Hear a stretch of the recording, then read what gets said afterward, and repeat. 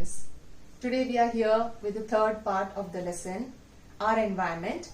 We all know that the ecosystem is made up of two components, biotic and abiotic components. And we also learned that that's a perfect balance maintained in the ecosystem, and there's a continuous interaction between biotic and abiotic component, isn't it? Now, if you just concentrate on the living component, that the biotic components, the living organisms also are interrelated with each other, and there is a balance maintained between them. So we are going to look into what is there happening inside the biotic components. That is, we'll be learning about food chains, food webs, and of course we'll be learning about the man-made disasters also in the environment. We have already learned about the man-made disasters like global warming, ozone layer depletion, air, soil pollution, water pollution, etc. Isn't it? We had concentrated on the soil pollution.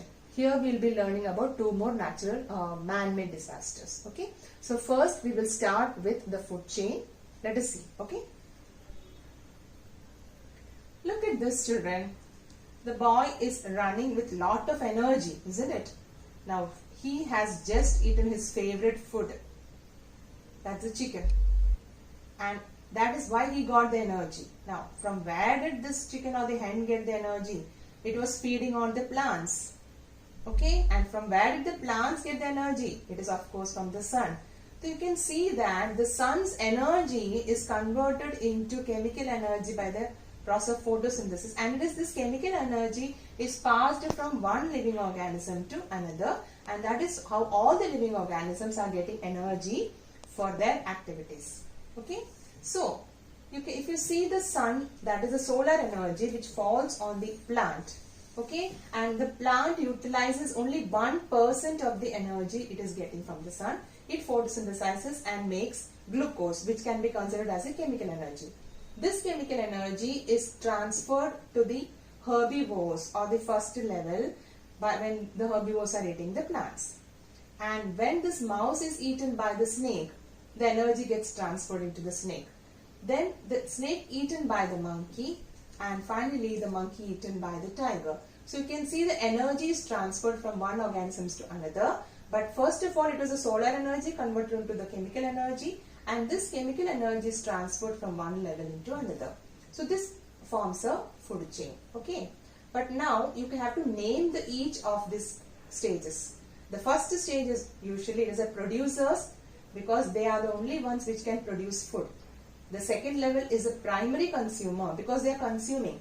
So since it is directly consuming the plant, it's called the primary consumer, and the remaining ones can be named as secondary consumer or carnivores, tertiary consumer or omnivores, finally the quaternary consumer. So the consumers start from the herbivores and it goes on like that.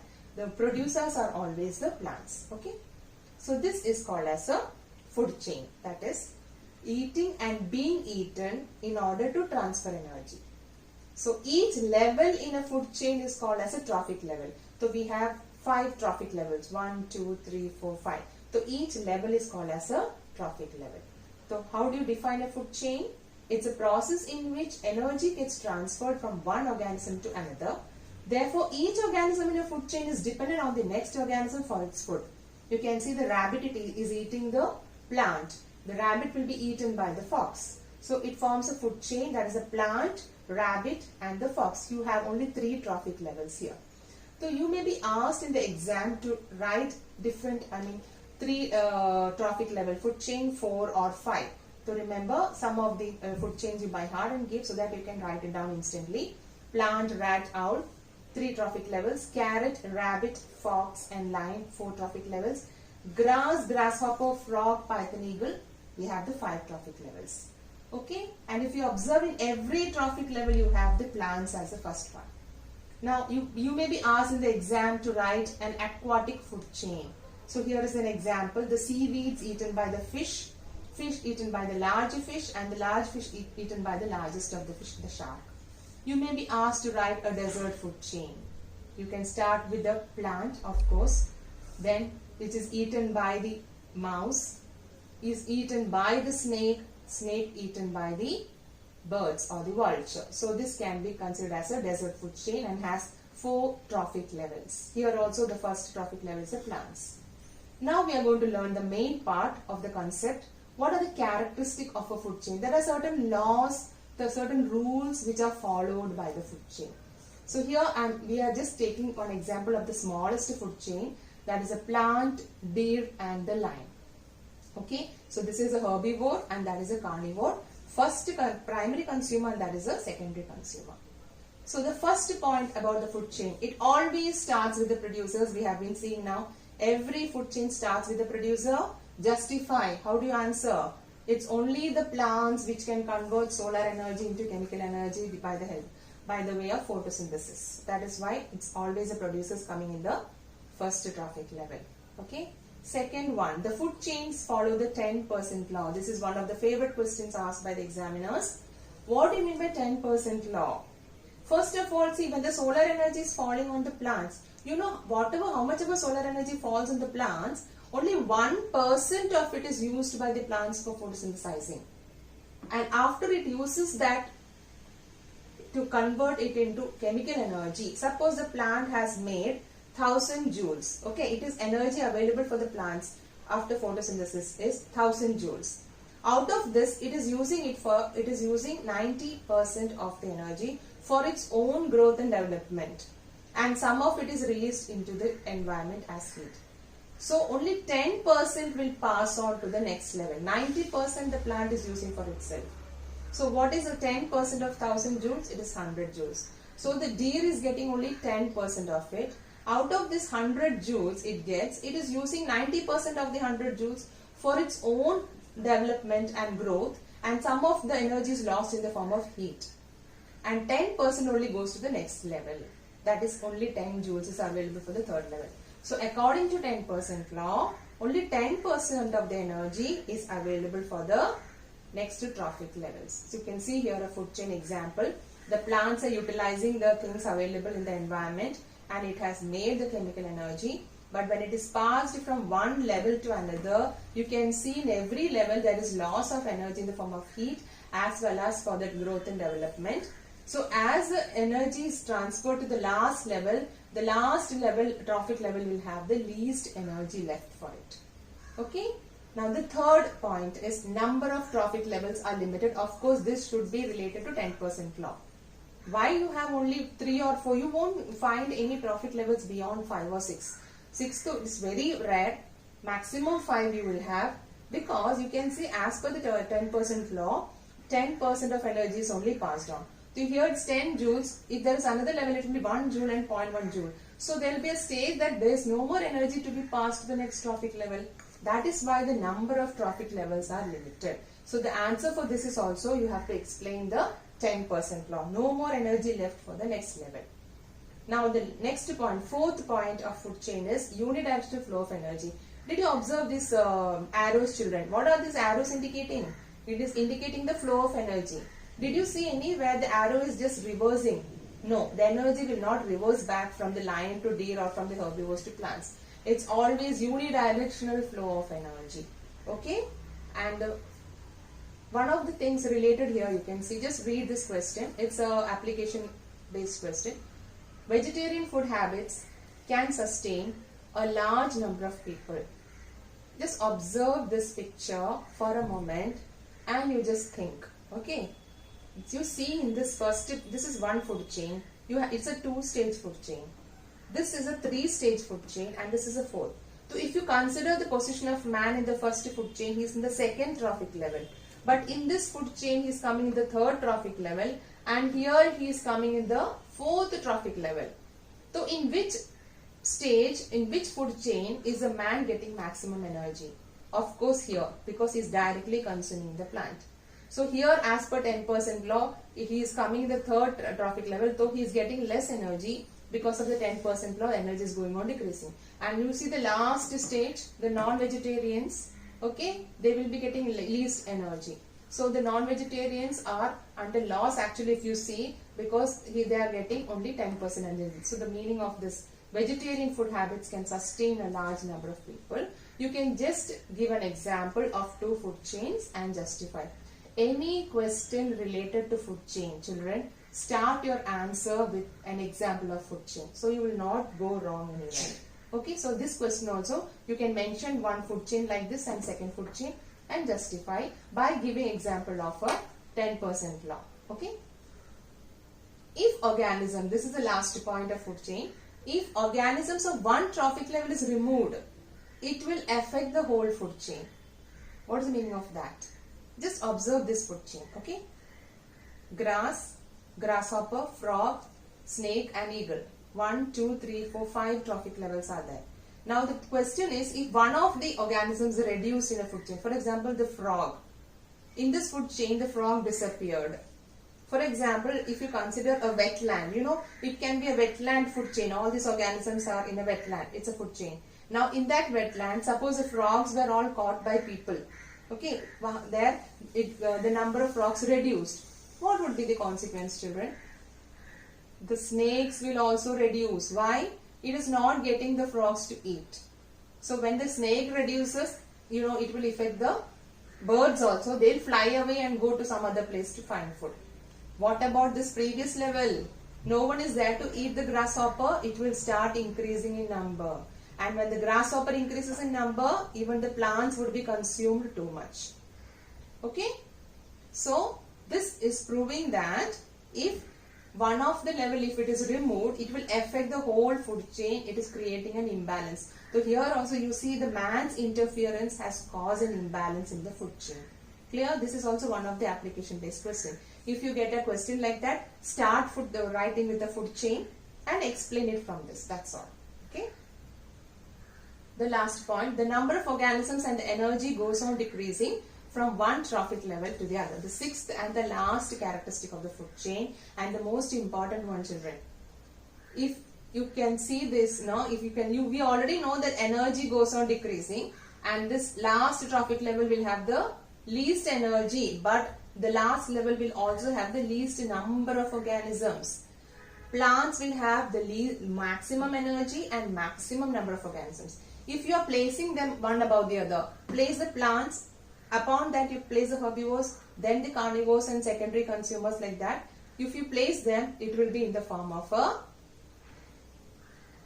pyramid. Okay, so that will come to what is that ecological pyramid. Now what is food web? Food web, you can see it's just like a web. You can see so many food chains are here. See, the plant is eaten by the rabbit eaten by the cat, and then the lion. Here another food chain, plant, goat, jackal, lion, plant, mouse, owl. So now there are so many food chains which are interconnected with each other. So the interconnected food chains is called as a food web. Do you think there is any significance of this? Yes, of course.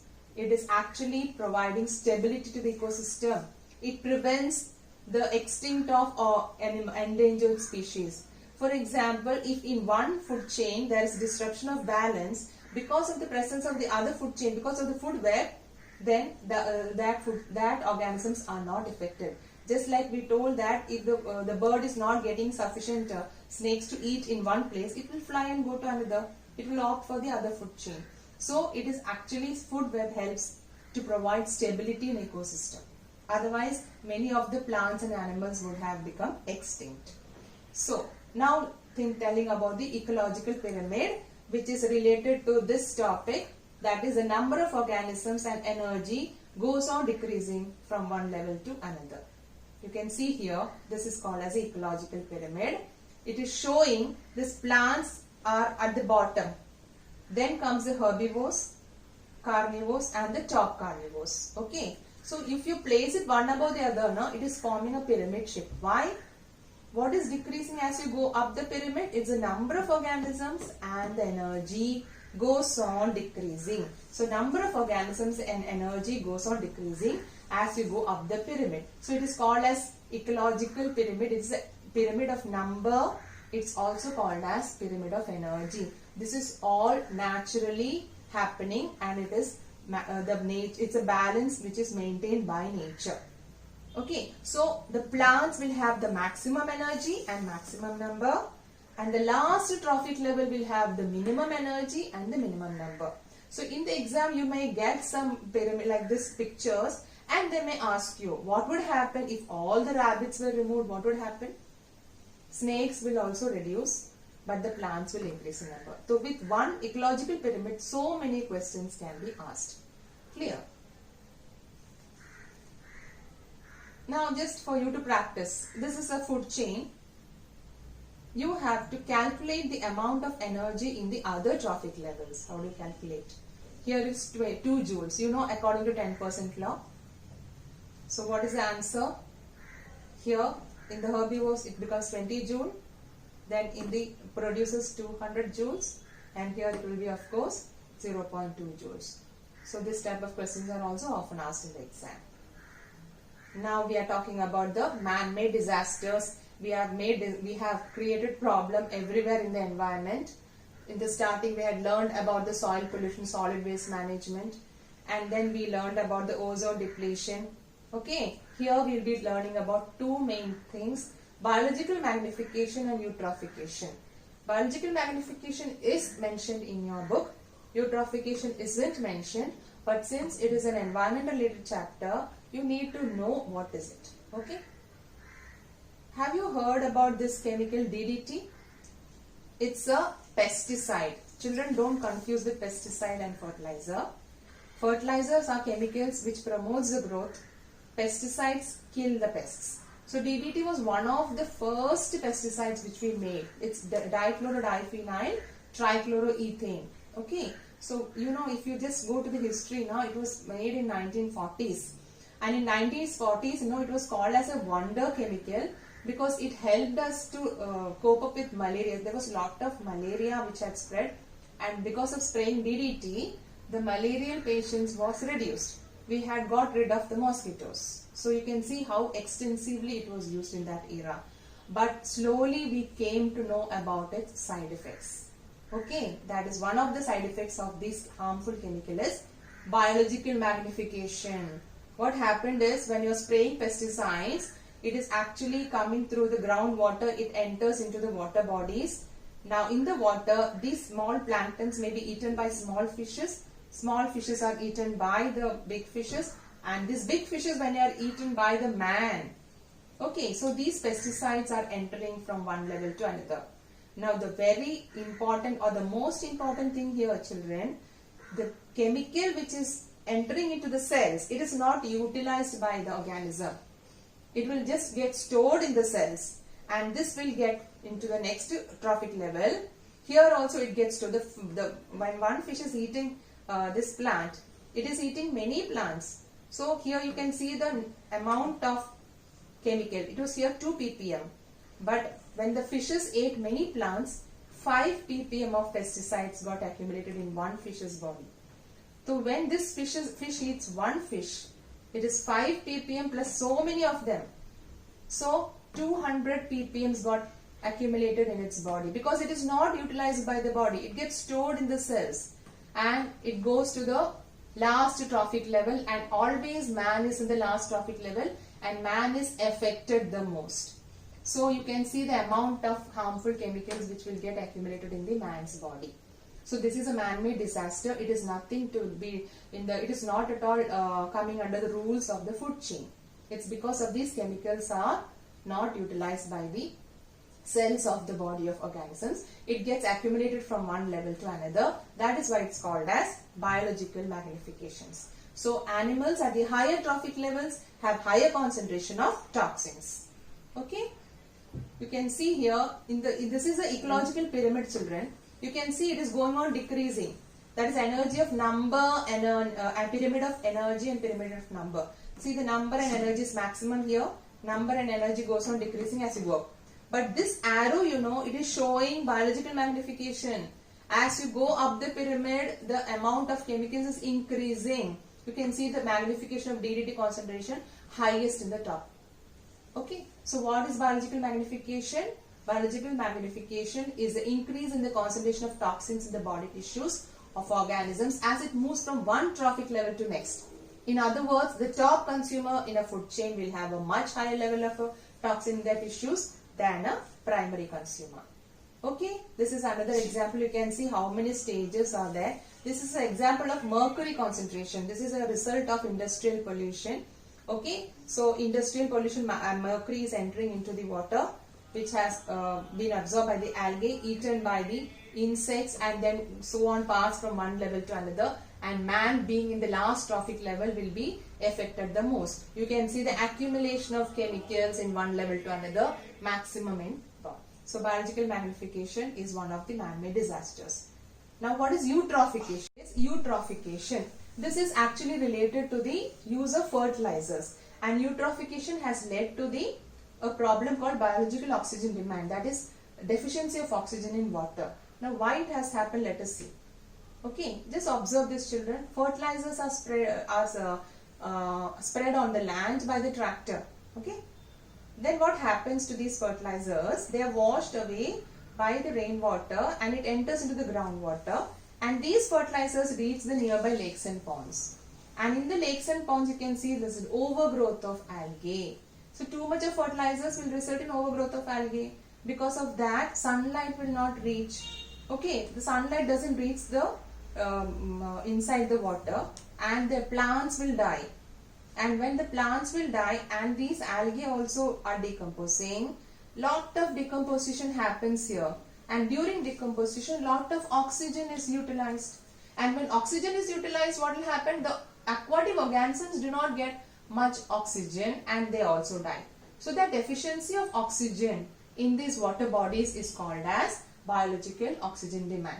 So the fertilizers have gone into the water bodies, resulting in increase of the growth of algae. This is called eutrophication, and as a result of eutrophication, decomposition is too much, that is the balance is disrupted. I told you there is a perfect balance maintained, but this is a man-made disaster which has resulted in imbalance in this aquatic ecosystem.